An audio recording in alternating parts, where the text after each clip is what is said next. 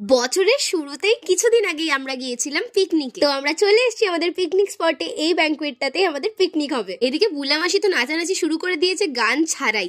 ছাদে উঠে দেখি খাবার দাবারের তৈয়ারি চলছে, আর যেতে না যেতেই কফি আর পকোড়া ধরিয়ে দেওয়া হলো আমাদের। ইতিমধ্যেই নিচে তো খেলাধুলো স্টার্ট হয়ে গেছে, তার ঠিক পরে পরে আমাদেরকে কচুরি আর আলুর দম দিয়ে দেওয়া হলো, যেটা খেতে খুব টেস্টি ছিল।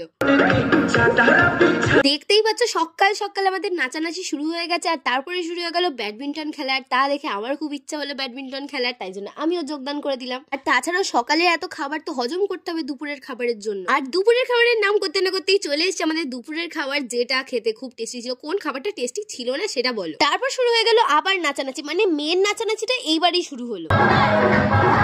আমাদের নাচ দেখে এই কাকু বললো দাঁড়ো আমিও আমার ট্যালেন্ট দেখাই। ওদিকে আবার এক কোণে বুলা মাসিও ট্যালেন্ট দেখাচ্ছিল, আর কাকু রেকর্ড করছিল। আর এদিকে দেখে আমরা এমন নেচেছি স্পিকারটাই ফেটে গেছে। আর এখানেই পিকনিক শেষ, চলে গেলাম বাড়ি।